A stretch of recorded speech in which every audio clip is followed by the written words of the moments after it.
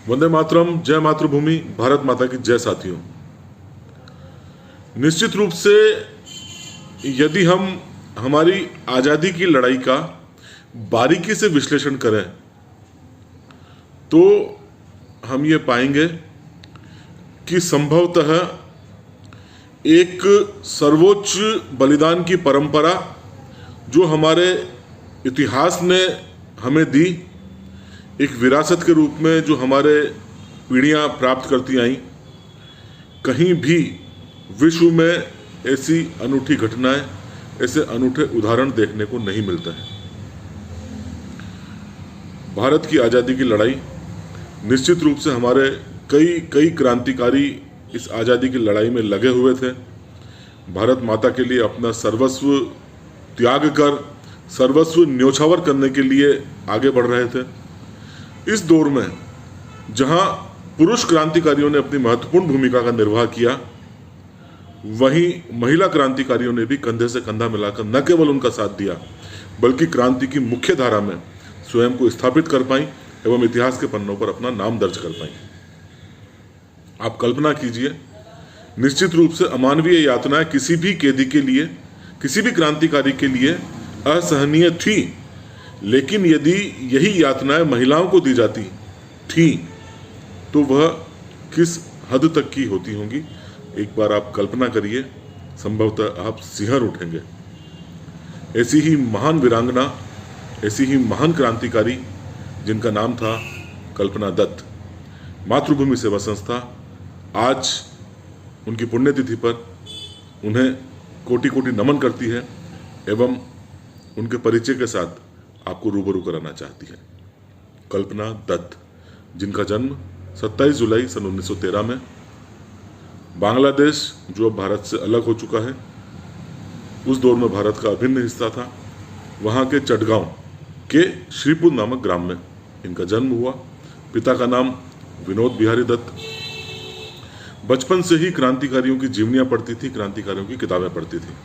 प्रारंभिक शिक्षा तो वहीं गांव में संपन्न हुई, लेकिन इसके बाद यह विज्ञान की पढ़ाई पढ़ने के लिए कलकत्ता के प्रतिष्ठित कॉलेज बैथ्यून में इन्होंने दाखिला ले लिया। यहाँ पर क्योंकि कलकत्ता क्रांति की गतिविधियों का गढ़ छात्र संघ था, छात्र संघ भी क्रांतिकारी गतिविधियों में सक्रिय था। यहाँ इनकी मुलाकात प्रीतिलता वाद्देदार, बीना दास जैसी महान क्रांतिकारियों से हुई। मन में क्रांति का जज्बा तो था ही, ये भी क्रांतिकारी गतिविधियों में सक्रिय हो गई एवं यहीं इनकी मुलाकात क्रांतिकारी गतिविधियों में सक्रियता की वजह से क्रांति के महान प्रकाश स्तंभ, महान सूर्य मास्टरदा सूर्य सेन से हुई। ये इनके क्रांतिकारी जीवन का एक मोड़ था, क्योंकि मास्टरदा सूर्य सेन के संपर्क में आने का मतलब आप क्रांति के उस प्रचंड प्रवाह का हिस्सा बन गए हो, जहां सिर्फ और सिर्फ मातृवेदी के लिए सर्वोच्च समर्पण है। मास्टरदा इसी दौर में चटगांव शस्त्रागार लूट की घटना की योजनाओं में उसको किस प्रकार अंजाम दिया जाना है अत्यधिक सक्रिय थे। इन्हें स्वयं को कई क्रांतिकारी साथियों की आवश्यकता थी, महिला साथियों की आवश्यकता थी। तो मास्टरदा सूर्य सेन निश्चित रूप से ऐसी महान क्रांतिकारी महिलाओं के संपर्क में आकर चटगांव सशस्त्र योजना को और अधिक सशक्त रूप से उसकी योजनाबद्ध तरीके से क्रियान्वित कर पाने में सफल हुए। अंततः इंडियन रिपब्लिक आर्मी, जो उनका संगठन था, इस संगठन के द्वारा 18 अप्रैल 1930 को चटगांव लूट की घटना को अंजाम दिया गया। कल्पना दत्त पर भी पुलिस प्रशासन की नज़र थी, क्योंकि उन्होंने भी सक्रिय रूप से भाग लिया था। अतः यह अपनी पढ़ाई को छोड़कर पुनः चटगांव चली गई। चटगांव तो ये चली गई, लेकिन इन्होंने संगठन से नाता नहीं तोड़ा, बल्कि वहीं यह क्रांति की घटनाओं में सक्रिय रहीं। अब चूंकि पहले भी और इसके बाद भी कल्पना दत्त एवं अन्य महान क्रांतिकारी महिलाओं की यही महत्वपूर्ण जिम्मेदारी होती थी कि वो गोला बारूद इधर से उधर स्थानांतरित करें। इन्हीं कार्यों में इन क्रांतिकारी महिलाओं को लगने लगा कि ऐसा समय भी कभी न कभी आ सकता है कि उन्हें प्रत्यक्ष रूप से सामना करना पड़े शत्रुओं का, अतः इन्होंने निशानेबाजी का प्रशिक्षण भी लेना प्रारंभ किया। अब यह इतनी परिपक्व क्रांतिकारी हो चुकी थी कि चटगांव सशस्त्र विद्रोह में छापे में जो इनके क्रांतिकारी साथी गिरफ्तार किए गए थे, किस प्रकार उन्हें रिहा करवाया जाए।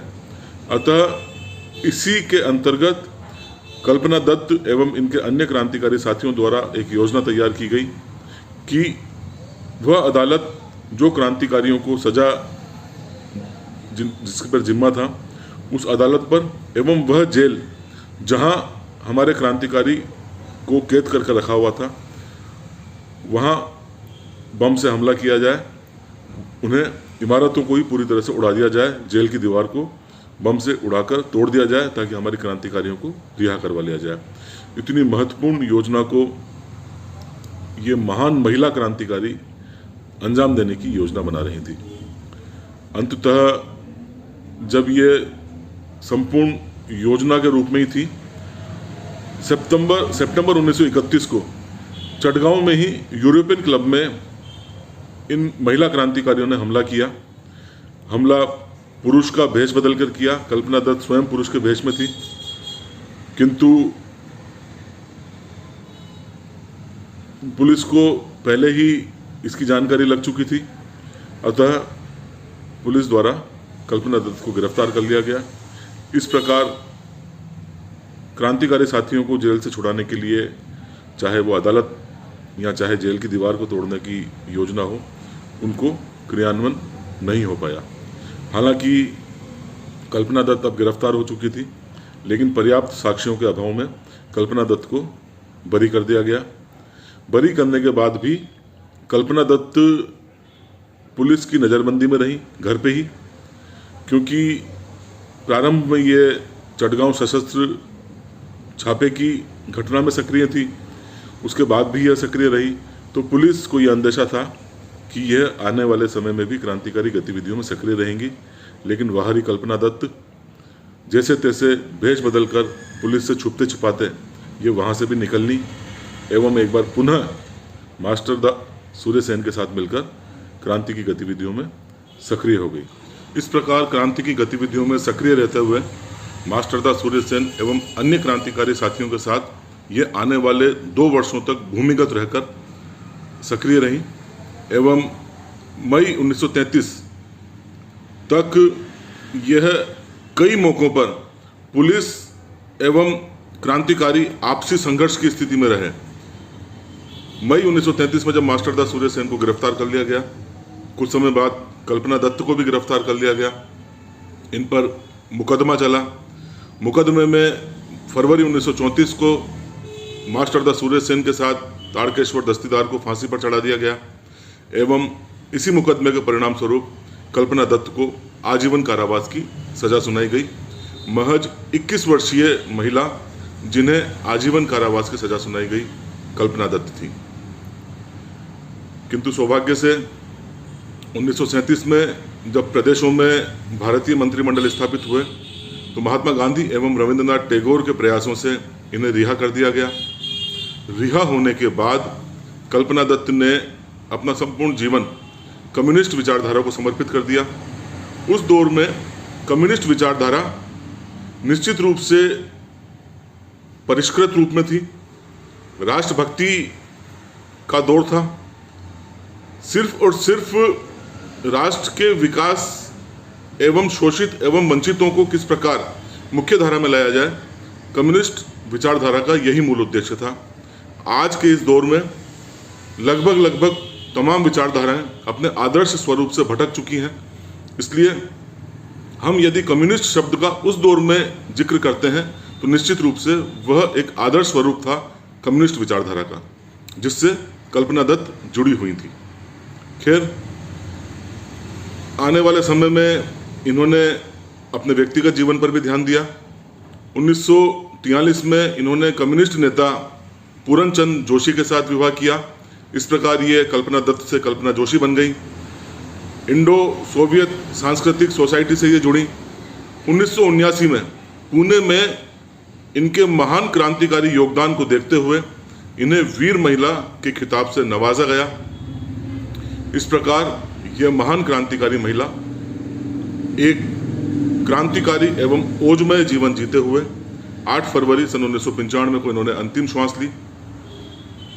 एवं निश्चित रूप से जब जब भी महिला वीरांगनाओं का नाम लिया जाएगा, महिला क्रांतिकारियों का नाम लिया जाएगा भारतीय इतिहास में, तो कल्पना दत्त का नाम बड़े सम्मान के साथ लिया जाएगा।